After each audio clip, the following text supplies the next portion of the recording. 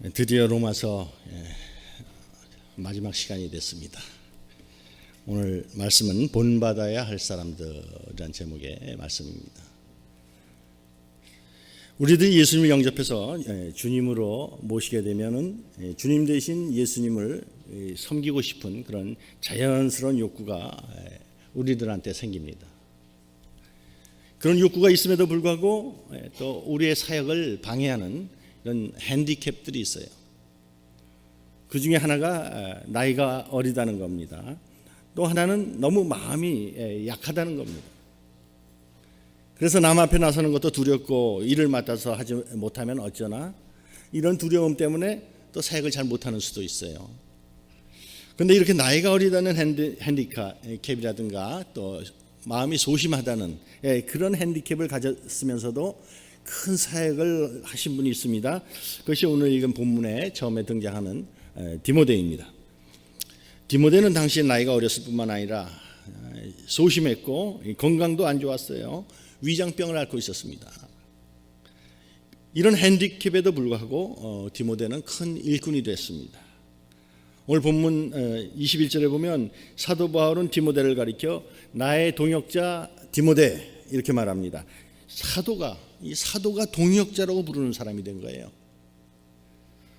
또 고린도전서 4장 17절에서는 사도 바울은 디모데를 이렇게 묘사하고 있습니다. 이 일 때문에 나는 디모데를 여러분에게 보냈습니다. 그는 주 안에서 사랑하는 신실한 나의 아들입니다.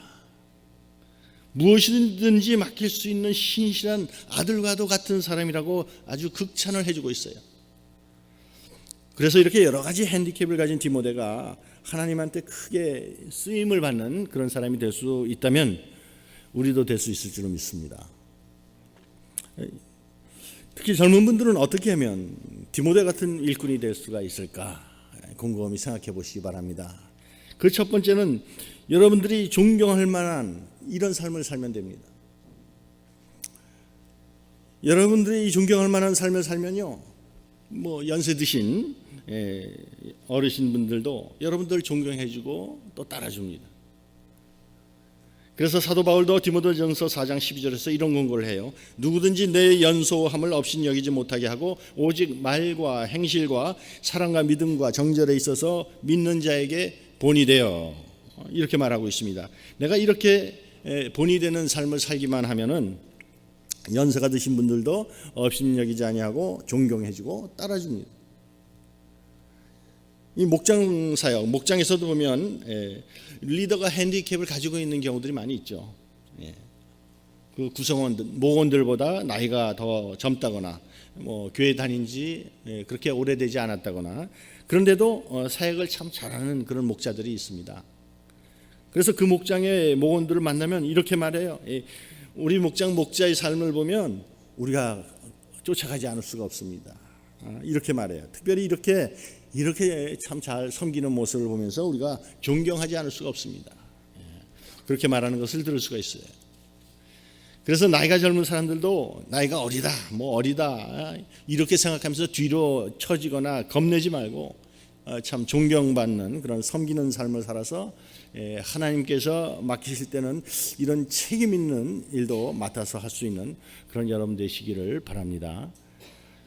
또 나이가 젊은 사람이 이렇게 지도자가 되기 위해서는 두 번째는 주위 사람들을 가족처럼 대하시기 바랍니다.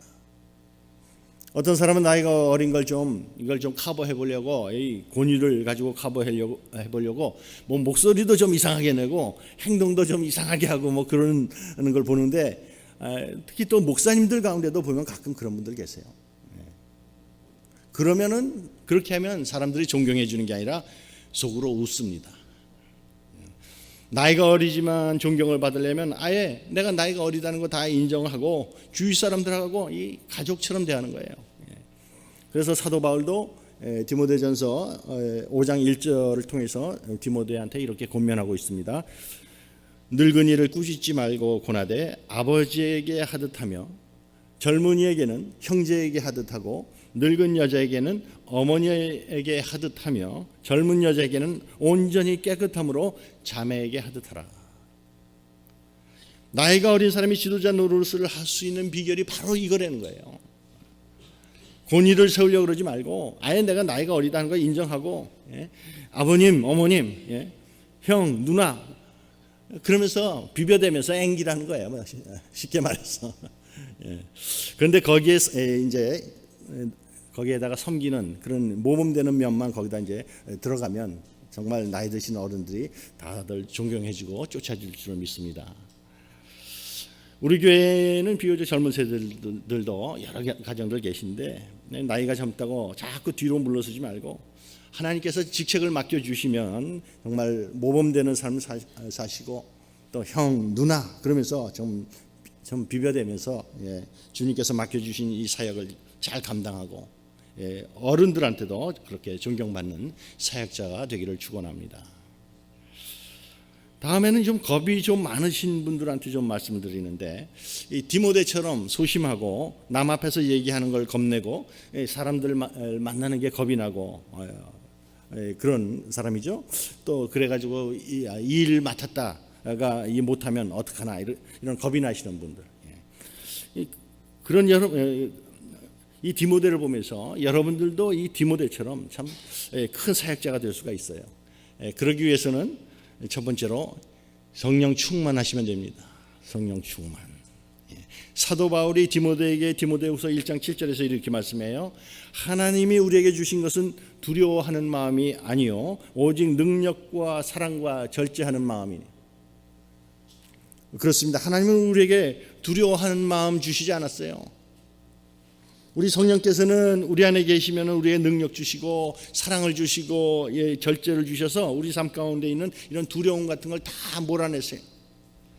자꾸만 두려워하는 사람은 피하게 되니까 그렇게 하다 보면 비겁한 사람이 되고 말아요. 그런데 이런 자기의 두려움이나 이런 거하고 싸우지 말고 성령 충만을 추구하시기 바랍니다. 성령 충만하면 저절로 두려움이 극복이 되게 돼 있어요. 제가 우리 교회 와서 특별한 절기 때가 되면 한번 자매님, 형제님 간증 좀 이번 기회에 하면 좋겠다고 이따금 부탁할 때가 있습니다. 그러면 나는 남 앞에서 이렇게 서는 거를 제일 두려워합니다. 나는 말을 잘할 줄 모르는데요. 이러면서 굳고 사양을 해요. 그러나 앞으로는 제가 간증을 부탁할 때는 그분이 간증거리가 있고 하실 만한 분이기 때문에 청하는 걸 아시기 바랍니다. 그러니까 사양하시지 말고 담대하게 이 앞에 딱 서면 성령께서 인도해 주실 줄 믿으시기 바랍니다. 그래서 정말 좀 서툰 것 같지만 참 그런 간증이 오히려 은혜스러운 간증이 되는 거예요. 성령께서 증거하시는 분을 사로잡아 주신 줄로 굳게 믿으시길 바랍니다. 그러면 여러분 자신도 이 성령 충만해지는 것을 느끼게 될 것입니다.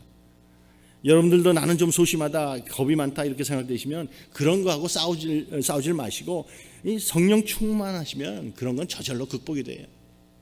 난 좀 약하다 싶어서 뒤로 물러서지 마시고 성령 충만함을 추구하셔서 하나님께서 사역을 딱 주시면 이렇게 디모데처럼 맡아서 열매를 풍성히 맺는 여러분 되시기를 바랍니다. 소심한 사람들이 이 디모데 같은 일꾼이 되기 위해서는 두 번째로 자신을 군인으로 생각해야 됩니다. 공격적인 신앙 자세를 가지라는 거예요. 디모데후서 2장 3절에서 바울이 이렇게 권면합니다. 너는 그리스도 예수의 좋은 병사로 나와 함께 고난을 받으라. 그리스도 예수의 훌륭한 군인답게 이미 군인이다 하는 걸 가정하고 있는 거예요. 사실 세상에 전쟁이 많이 일어났고 지금도 전쟁이 계속되는 곳도 많지만은 전쟁이 나서 폭격을 하고 그러면 누구보다도 아무런 무장이 안 돼 있는 이 보통 시민들이 제일 두렵지요. 군인들은 오히려 낫죠. 비교적 군인은 전쟁에 직면할 때 이렇게 담대함이 있어요. 그래서 자신을 군인으로 생각하고 이렇게 공격적인 신앙을 가져야 되는 것입니다. 미국에서 살다가 한국에 가신 분들이 가끔 이런 얘기를 해요. 한국에서는 참 믿음 지키기가 어렵습니다. 또는 한국에서는 사회에 물들지 않는 것이 참 어렵습니다.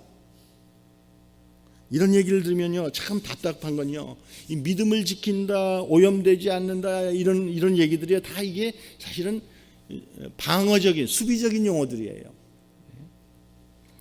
내가 믿음을 지키려고 오염되지 않으려고 이렇게 방어적인 태도로 있는 동안은 그런 두려움이 사라지질 않죠. 이걸 극복하기 위해서는 공격적인 이 적극적인 태도로 바꿔야 돼요. 그래서 내가 이걸 믿음을 지키려고 그러지 말고 내 주위를 오히려 이 보호구만 시키려고 하는 이런 공격적인 신앙생활. 내가 뭐 이렇게 뭐 사회에 오염되는 거 이런 거 두려워하지 아니하고요. 내가 그리스도의 복음으로 이 사회를 개조시키겠다, 변화시키겠다고 하는 이런 공격적인 이런 신앙생활. 남이 내 구원의 확신을 흔들어 놓으면 어떡하나, 이런 소극적인 자세에서 벗어나서 내가 이웃에게 전도하고자 하는 이런 적극적인 신앙생활, 이런 태도가 우리 마음에서 두려움을 다 몰아내줍니다. 항상 소심하시고 겁이 많은 분들은 이런 수세에서 이 지키려는 이런 방어적인 자세에서 벗어나서 적극적이고 공격적인 그런 신앙생활을 하시기를 바랍니다. 교회에서 어떤 사람 만나는 게 겁이 나면 자꾸만 그 사람 만날까봐, 부딪힐까봐 겁내고 있으면 더 겁나지는 거예요. 아침에 딱 찾아가서 자기가 먼저 딱 청하는 거예요. 그러면 두려움이 없어지죠. 나는 마음이 약하다, 나는 겁이 많다, 나는 담대하지가 못하다. 그래서 항상 뒤로 처지는 분들, 나 자신을 군인으로 생각해가지고 이렇게 적극적인 신앙생활을 해서 주님께 이 디모데처럼 쓰임받기를 바랍니다.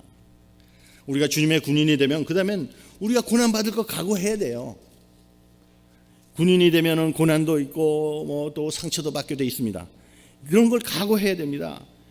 저는요, 제 자신을 보니까 이 상처받지 않으려고 자꾸만 겁을 내면은 이게 자꾸 오해를 하게 되고, 이게 오해라고 생각하면 또 가서 풀어야 되고, 뭐 그런 타입이었던 것 같아요, 과거에.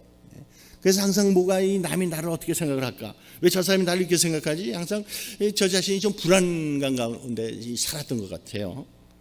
그런데 언제부턴가 사도 바울도 그렇게 욕을 먹었는데 한 목사도 이 욕을 안 먹으면 되겠는가? 이 사도 바울도 이 교인들 때문에 그렇게 고생했는데 나는 이 교인들과 함께 더 고생하는 게 마땅하지. 이렇게 딱 한번 마음 먹으니까요, 그다음부터는 제 마음이 편해지더라고요. 자꾸만 고난을 피하려고 그럴 때 두려워져요. 고난을 각오하면 그 다음에 쉬워요.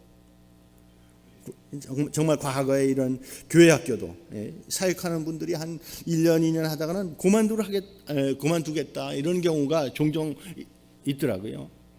그만두겠다 하시는 분들 가운데 이 개인의 상황이 바뀌었기 때문에 더 이상 섬길 수가 없어가지고 그만두는 분도 계시지만, 대부분들 보면 힘들어서 그만두겠대. 제가 그런 얘기 들을 때 참 답답해요. 아니 그 사역 맡을 때 힘들 거 몰랐는가요? 여러분들, 우리가 주님의 사역이 이게 다 영적인 싸움인 걸 알아야 돼요. 어린이 사역은 특별히 영적인 아주 치열한 전쟁을 싸워야 돼요. 그 대상이 우리 어린이들, 우리 자녀들 아닙니까? 사단을 정점으로 하는 악령들이 어떻게 해서든지 우리 어린이들 타락시키기 위해서 별의별 방법을 다 써요.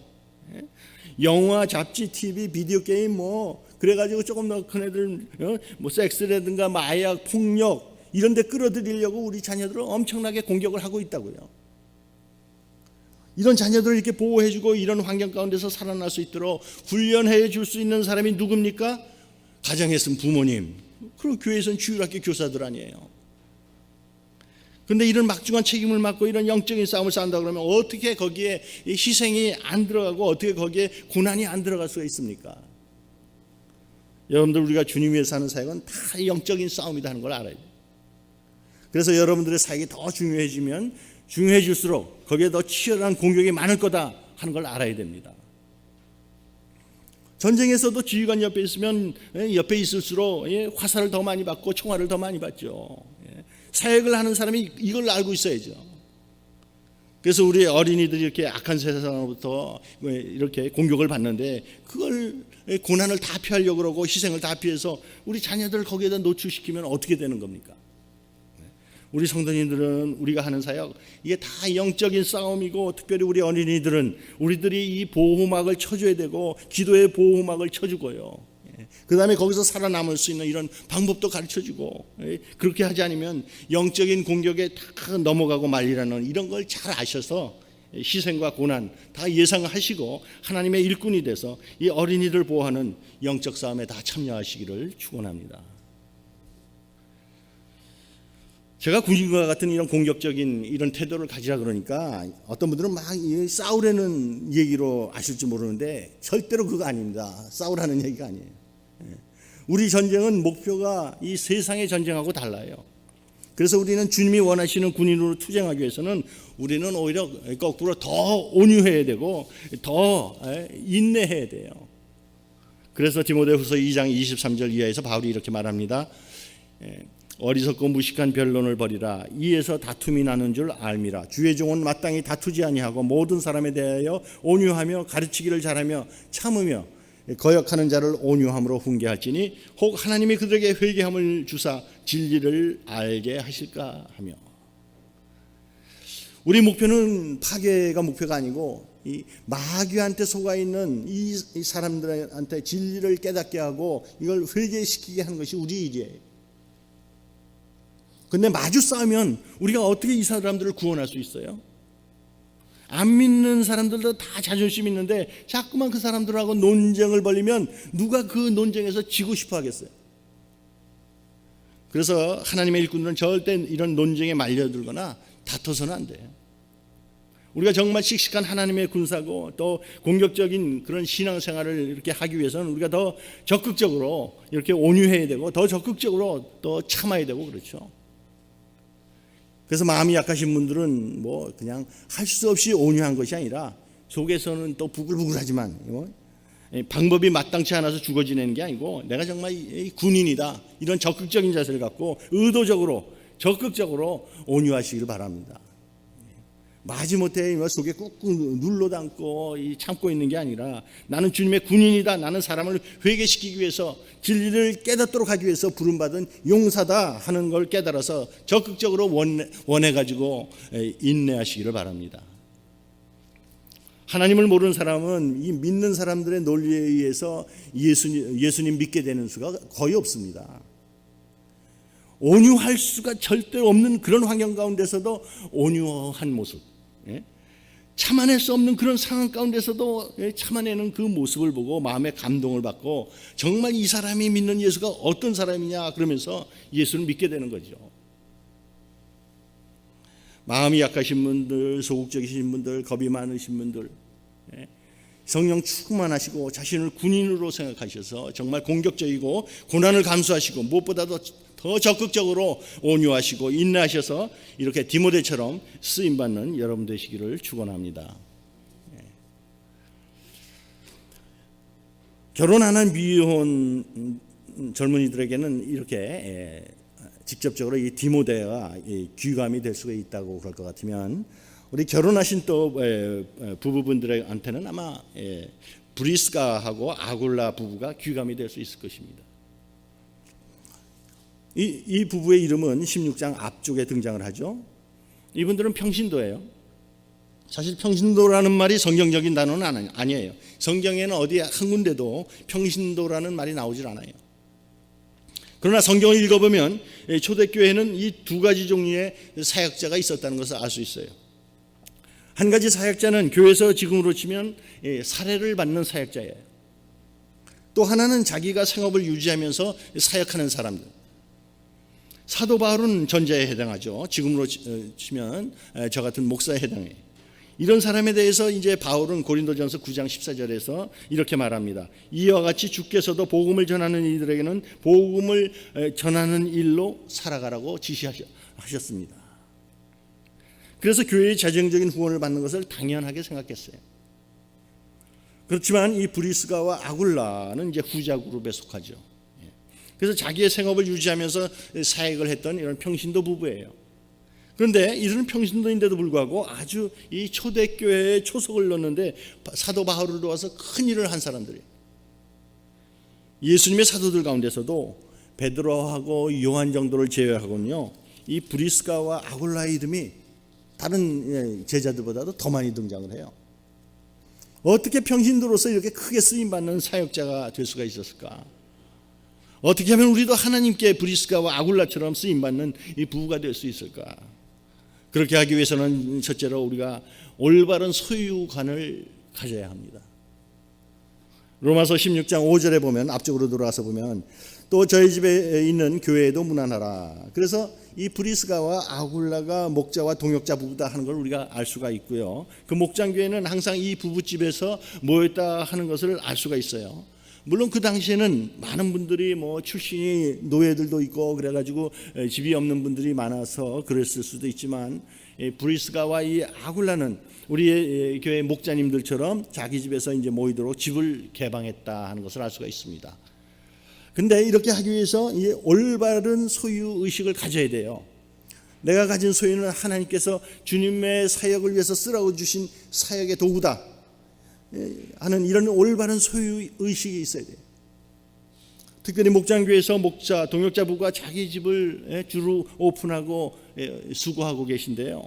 또 뭐 지금은 또 시대가 많이 달라져서 또 다른 목원들도 집을 오픈하고 하면서 섬기는데, 이러면서 점점 올바른 소유 의식이 이제 세워져 가는 거예요.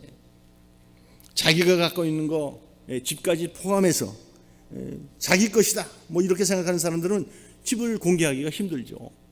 애들이 와가지고 목장 모임하면 주스 쏟아놓지, 벽에다가 연필로 긋죠, 또 번쩍번쩍하는 가구에다 손때 남기죠, 또 심한 경우에는 뭐 부서뜨리고, 그걸 어떻게 감당해요? 그러니까 집을 공개를 안 해. 내가 가진 소유는 하나님께서 사역을 위해 쓰라고 주신 사역의 도구다 하는 이런 분명한 소유의식을 가질 때 우리는 브리스가와 아굴라 같은 하나님께 크게 쓰임받는 이런 지도자가 될 수가 있습니다. 브리스가와 아굴라처럼 쓰임받는 이런 부부가 되기를 원하면, 두 번째는 이 필요할 때는 아내에게 주도권을 줄 수 있어야 돼요.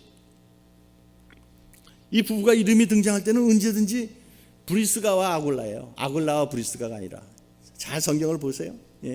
이 브리스가가 아내 이름이고 아굴라가 남편 이름입니다. 보통 부부를 말할 때는 남자 이름만 대면서 아무개 집사님 부부 뭐 이런 식으로도 얘기하기도 하고, 여자 이름은 안 되든지 이렇게 해서, 만일 되게 된다면 남자 이름을 먼저 대고 또 여자 이름을 그 다음에 대는 것이 이제 보통 상식처럼 되어 있는데, 근데 이 부분은 왜 언제든지 여자 이름이 먼저 나올까? 옛날에 그 당시에 여자를 더 사소하게 보던 그런 시대인데, 어떤 분은 아내 되는 브리스가가 먼저 예수를 믿지 않았을까? 뭐 그럴 수도 있겠죠. 그러나 가장 큰 이유는 두 분이 사역하는데 여자가 더 활발하게 사역을 했던 것을 알 수가 있습니다. 아굴라가 가만히 보니까 아내가 이 하나님이 주신 은사가 있고 하나님께서 크게 쓰시는 것 같으니까 아내한테 주도권을 주고 자기는 뒤에 물러앉아서 열심히 돕는 그런 역할을 했던 것으로 보여요. 그렇다고 해서 뭐 아굴라가 방치하거나 자기는 쏙 빠진 게 아니에요. 왜냐하면 그랬다면은 브리스가 이름만 나와야 되는데 꼭 아굴라의 이름이 꼭 붙는 것을 볼 때는 동역을 하긴 했지만은 하나님이 더 아내를 쓰신다고 생각을 했기 때문에 자기는 이 보조하는 그런 역할로 물러서지 않았는가. 우리 교회도 아굴라 같은 남편들이 앞으로 여러 사람 나올 것 같아요. 지금도 비슷한 가정도 있긴 있지만, 아내를 하나님께서 더 크게 쓰신다고 하면은 이 목장교회가 남자를 리더로 세우는 그런 원칙으로 관례적으로 나가고 있지만, 또 아내를 리더로 남편이 밀어서 세울 수도 있는 것이죠. 그래서 하나님께서 쓰시는 이 브리스가와 아굴라 같은 이런 부부가 되기를 원하시면 자기 아내를 하나님께서 크게 쓰신다는 것을 감지가 되면은 거기에 대고 질투하지 말고 그 사역을 막지 말고, 그 다음에 이 아내를 하나님께서 쓰시도록 길을 열어주고 자신은 보조하는 이런 역할을 할 수 있는 진정으로 마음이 넓은 영적인 지도자가 되어야 될 줄로 믿습니다. 그래서 우리 성도님들 가운데서 이런 브리스가와 아굴라 같은 훌륭한 이 사역팀들이 많이 생기기를 축원합니다.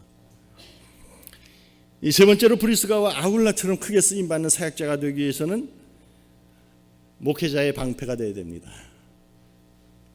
로마서 16장 4절에 보면 바울은 브리스가와 아굴라를 이렇게 묘사합니다.